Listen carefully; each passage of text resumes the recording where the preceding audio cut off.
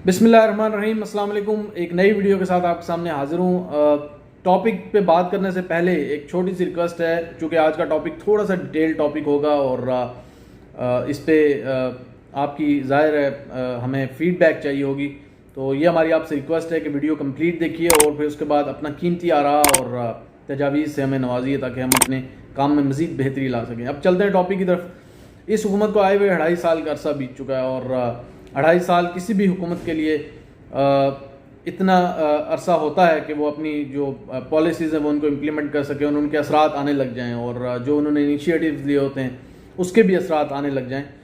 तो हम ब्रीफली जो मुल्क के मैक्रो लेवल जो इंडिकेटर्स हैं उनको डिस्कस करेंगे और फिर इस हुकूमत की एक कारकर्दगी का जायज़ा लेंगे। उसको हमने कैटेगराइज किया, 3 कैटेगरीज में हमने उसको डिवाइड किया है।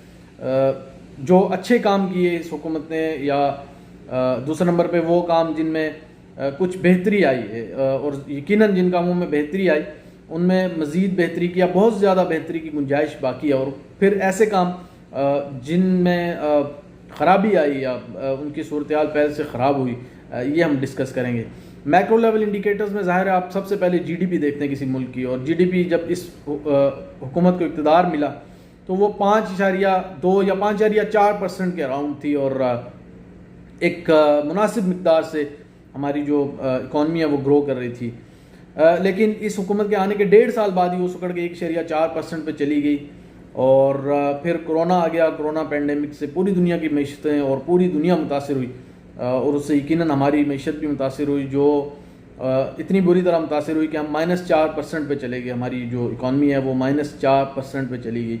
अब उसमें कुछ बेहतरी देखने में आ रही है और ये प्रेडिक्ट किया जा रहा है कि जो नेक्स्ट फिजिकल ईयर है इसका इस हुकूमत का, उसमें ये 1.4% तक चली जाएगी, जो कि एक अच्छी बात है। लेकिन अगर आप इसका मुवाजना करें जब ये हुकूमत आई थी तब से, तो यकीनन ये एक डिक्लाइन है और ये बहुत बड़ा डिक्लाइन है जिसके असरात भी आप अपने इर्द गिर्द देख रहे हैं।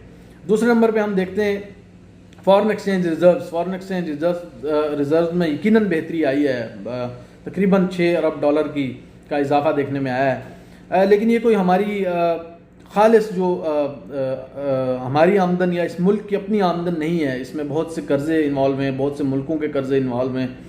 उन मुल्कों ने हमसे कर्ज़े वापस भी डिमांड किए, उनके साथ हमारी ताल्लुकात में भी कुछ ऊंच नीच आई, लेकिन बहरहाल इसको $20 बिलियन पे मेंटेन रखा हुआ है, जिसका असर आप अपनी जो फॉरेन एक्सचेंज जो एक्सचेंज रेट है आप उस पर भी देख रहे हैं, क्योंकि डॉलर का रेट जब ये हुकूमत आई तो खैर उस वक्त तो 125 रुपये के अराउंड था $1, लेकिन फिर एक वक्त आया कि ये 170 के करीब चला गया, 168 पे चला गया। अब वो कम होता होता जो आखिरी हमें IMF की $500 मिलियन की जो किस्त मौसूल है उसके बाद ये 153 पे ओपन मार्केट में सेल हो रहा है और ये एक अच्छी चीज़ है। इसमें कमी वाक़ई हुई है और मज़ीद इसमें गुंजाइश है। ये तो होगी हमारी कुछ मैक्रो लेवल इंडिकेटर्स। एक्सपोर्ट्स और जो इंपोर्ट्स हैं इनको हम बाद में डिस्कस करेंगे, ये भी ज़ाहिर है मैक्रो लेवल इंडिकेटर्स, लेकिन इनको हम बाद में डिस्कस करेंगे क्योंकि इनसे मुल्क की जो अंदरूनी जो पॉलिसीज़ हैं हुकूमत की वो काफ़ी ज़्यादा जुड़ी हुई हैं, तो उनको हम बाद में डिस्कस करेंगे। अच्छा, अब हम डिस्कस कर लेते हैं जो इस हुकूमत के अच्छे काम हैं, या जिनको हम कह सकते हैं कि जो अच्छे इनिशिएटिव्स हैं जो पहले शायद किसी हुकूमत ने नहीं किए, उनको वन बाय वन डिस्कस कर लेते हैं शॉर्टली। उनमें सबसे पहले जो मैंने उस टॉप ऑफ द लिस्ट रखा है वो पनाहगाहें हैं जो सड़कों पर सोने वालों के लिए हुकूमत ने बनाई और शुरू में ही आके उनको इनिशिएट किया, और ये यकीनन ऐसा कदम है या ऐसा काम है जिसकी कोई भी इंसान मुखालफत नहीं कर सकता। जब रियासत ये काम करती है तो किसी न किसी सतह पे ये महसूस होता है कि वो अपनी ज़िम्मेदारियों से आगाह है और ये उसी के करने का काम है जो बहुत अरसे से नहीं हो रहा था। एक तो ये पनाहगाहें होगी और उनमें इम्प्रूवमेंट बहुत ज़्यादा गुंजाइश है इम्प्रूवमेंट की। मैं मुतअद्दिद मरतबा फेसबुक पे लिख भी चुका कि उनमें जो लोग ठहराए जा रहे हैं, जो मुस्तकिल वहाँ ठहर रहे हैं, अगर उनके पास रोज़गार नहीं है तो उनसे छोटे मोटे काम हुकूमत के काम लिए जा सकते हैं, सफाई सुथराई के काम लिए जा सकते हैं और उनको एक मैन पावर की सूरत दी जा सकती है। ये किसी वक्त डिस्कस करेंगे।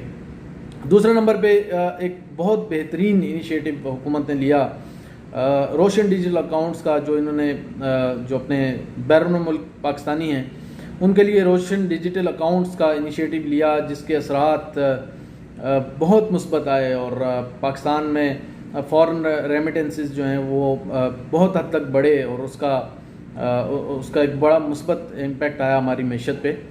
تیسرے نمبر پہ کلین اینڈ گرین جو انیشیٹو ہے، یا اس کو 10 بلین ٹری سونامی بھی کہتے ہیں، اور اس میں زیتون یا جو پھلدار درخت ہیں ان کو شامل کرنے کا جو ایک سٹیپ حکومت نے لیا، یہ بہت بہترین کام ہے اور اس کی بھی کوئی شخص مخالفت نہیں کر سکتا۔ یہ ہماری آئندہ آنے والی نسلوں کا کام ہے اور ان کی بہتری کا کام ہے۔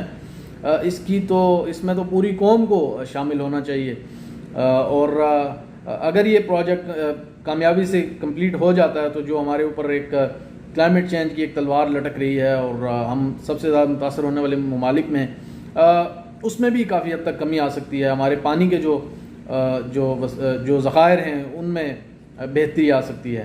اس کے بعد تین چیزیں یہ ہوگی۔ چوتھا جو احساس پروگرام ہے، جو basically Benazir income supports programme تھا، اس کو تھوڑا سا بہتر کر کے اس حکومت نے آگے بڑھایا، اور اس کا خاص طور پہ جو کرونا کے دوران حکومت نے جو کیش ڈیلیوری کا ایک کام اس سے شروع کیا اور لوگوں کو کیش پہنچائی اور ڈیجیٹلائز طریقے سے کیش پہنچائی، یہ ایک بہت بہترین کام ہے۔ آپ اس کی جتنی تعریف کریں کم ہے، اور کرونا میں اوور آل جو سمارٹ لاک ڈاؤن اور اس طرح کے جو اقدامات حکومت نے کیے وہ بھی قابل تعریف ہیں۔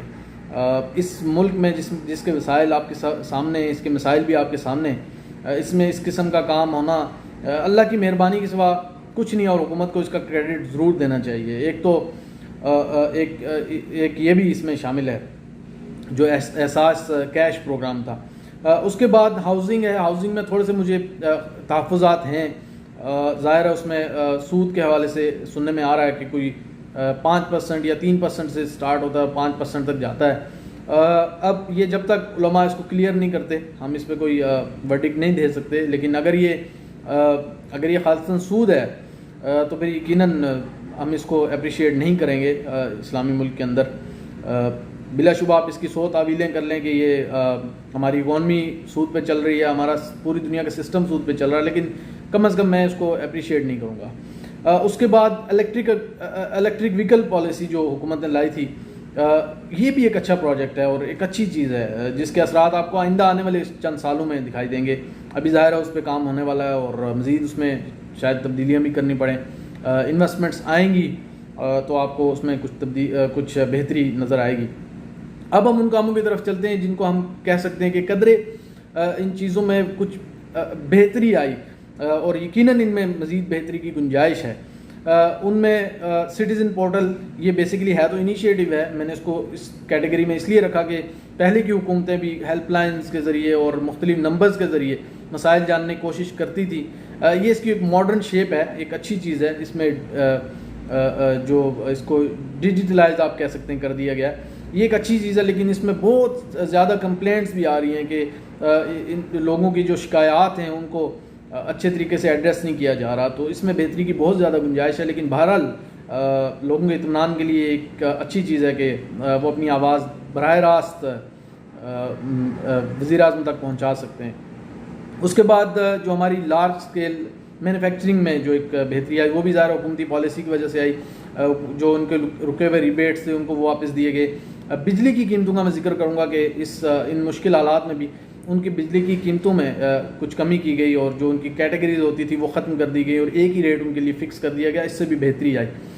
پھر اس کے بعد سیاحت میں ہمیں کافی زیادہ بہتری دکھائی دے رہی ہے، حکومت اس میں سنجیدہ بھی دکھائی دے رہی ہے، کچھ پروجیکٹس بھی اناؤنس ہوئے ہیں، ان پہ کام کی رفتار میں تیزی کی بہت زیادہ گنجائش ہے، لیکن حکومت بہرحال اس معاملے میں سنجیدہ دکھائی دیتی ہے، اور ہمیں لگتا ہے کہ آئندہ آنے والے چند سالوں میں پاکستان میں سیاحت اگر کام پالیسی کے مطابق چلتا رہا تو بہتر ہو جائے گی۔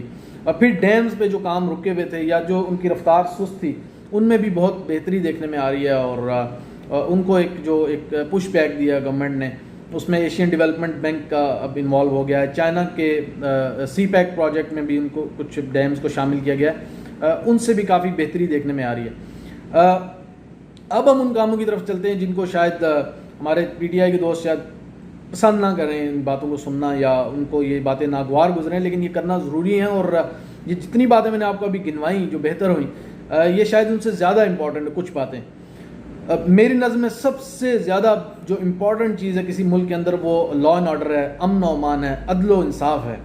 جس ملک کے اندر عدل کا نظام بہتر نہیں ہوگا، جس ملک کے اندر عدلیہ بہتر ڈیلیور نہیں کر رہی ہوگی، لوگوں کو انصاف نہیں پہنچ رہا ہوگا، اس کے اندر کسی قسم کی گروتھ، کسی قسم کی خوشحالی اور بہتری کی توقع کرنا، یہ بڑی ایک میں سمجھتا ہوں دیوانے کا خواب ہے. اور اس حکومت کے آنے کے بعد ملک کے اندر بدامنی کی اور قتل و غارت گری اور زیادتی کے جو کیسز ہیں ان میں بے پناہ اضافہ دیکھنے میں آیا. اور اس کے مقابلے میں حکومت کی طرف سے ویسی سنجیدگی دیکھنے میں نہیں آئی. اور عدلیہ کو ریفارمز اس میں لانے کا یا ان میں بہتری لانے کا، ان میں اصلاحات لانے کا کوئی ایسا کمپریہنسو پروگرام نظر نہیں آیا. اسی وجہ سے ان جو جرائم ہیں ان کی شرح میں دن بدن اضافہ دیکھنے میں آ رہا ہے. تو یہ ایک بہت بڑی سائڈ ہے جس پہ حکومت نے کوئی خاطر خواہ پرفارمنس نہیں دکھائی. اب ظاہر ہے لیجسلیشن، قوانین میں تبدیلی، پرفارمنس کی بیس پہ سزا و جزا کا نظام بنانا حکومت کا کام ہے.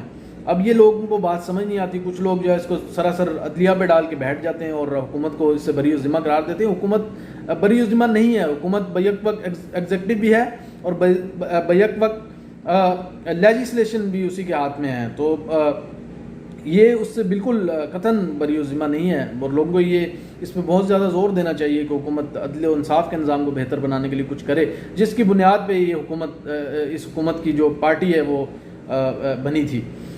دوسرے نمبر پہ احتساب کا جو جنازہ اس ملک میں نکلا، مجھے لگتا ہے آئندہ کچھ عرصے میں اگر یہی صورتحال رہی اور اسی پالیسی پہ چلتے رہے تو احتساب ہمارے ملک میں یا گالی بن جائے گا یا مذاق بن جائے گا. جو حال احتساب کے کیسز کا ہوا آپ کے سامنے ہے اور اس کے جو اثرات معیشت پہ پڑے وہ بھی آپ کے سامنے، اس میں ڈیٹیل میں جانے کی ضرورت نہیں ہے. بڑی خطرناک صورتحال ہے. اور اب اس میں اگر بہتری نہ لائی گئی اور شفاف احتساب کا نظام اور بلا تفریق احتساب کا نظام نہ لایا گیا تو یہ بڑی خطرناک صورتحال بن جائے گی. اور احتساب کم از کم اس ملک میں اور کرپشن اس ملک میں عام ہو جائے گی اور احتساب ایک مذاق بن کے رہ جائے گا. اس کے بعد کشمیر ایشو پہ عمران خان صاحب کی ایک UN کی تقریر اور اوور آل جو ان کی سپیچز ہیں، ان کے علاوہ پالیسی میں شدید ایک کمزوری دیکھنے میں آئی. اور اس میں ظاہر ہے میں ان کو سارا الزام نہیں دوں گا.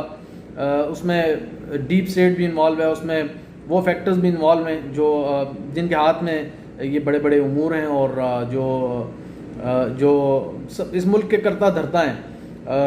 لیکن بہرحال قانونی اعتبار سے، عینی اعتبار سے ذمہ داری وزیر اعظم اور حکومت کی بنتی ہے. اس پہ بھی کوئی سیٹسفیکٹری کام نہیں. الٹا ہم اس وقت جس پوزیشن پہ کشمیر ایشو پہ کھڑے ہیں، یہ بڑی شرمناک پوزیشن ہے ہماری. اور حالیہ کچھ دنوں میں آپ نے یہ بھی سنا کہ بھارت سے تجارت اوپن ہونے لگی ہے، پھر اس پہ ان کی تردید آ گئی. صورتحال بڑی خراب ہے. یعنی فارن فرنٹ پہ کوئی اتنی اچھی صورتحال نہیں ہے اور فارن فرنٹ پہ سب سے زیادہ ہمارا جو مین ایشو ہے وہ کشمیر کا ہی ہے. تو اس میں ہمیں کوئی خاطر خواہ کامیابی نصیب نہیں ہوئی.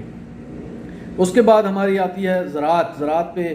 ظاہرہ جب تک ہم فوڈ سیکیورٹی کی طرف نہیں جائیں گے اور اپنی جو ملک کی جو ضروریات ہیں ان کو ملک کے اندر ہی سے پیدا کرنے کی پوزیشن میں نہیں آئیں گے، ہم امپورٹس میں کمی نہیں کر سکتے. وزیر اعظم اپنی تقریروں میں بار بار اور اس چیز کا ذکر کرتے ہیں اور زور دیتے ہیں کہ ہم دالیں تک باہر سے منگوا رہے ہیں، ہم ایڈیبل آئلز باہر سے منگوا رہے ہیں، ہم ایون اب چینی اور گندم باہر سے منگوانے مجبور ہو گئے ہیں. تو آپ خود اندازہ کر سکتے ہیں کہ ہماری زراعت کس پوزیشن پہ ہے اور اس میں کتنی زیادہ بہتری کی گنجائش ہے. اگر کوئی ٹھوس سٹیپس یا سالڈ سٹیپس نہ لیے گئے، کوئی ایسے اقدامات نہ اٹھائے گئے جن سے ہماری زراعت بہتر ہو سکے اور ہمارے کسان کے مسائل حل ہو سکیں، تو یہ بھی ایک خطرناک سائڈ ہے جس کے آنے والے کچھ عرصے میں بہت برے اثرات ہمیں دیکھنے کو مل سکتے ہیں.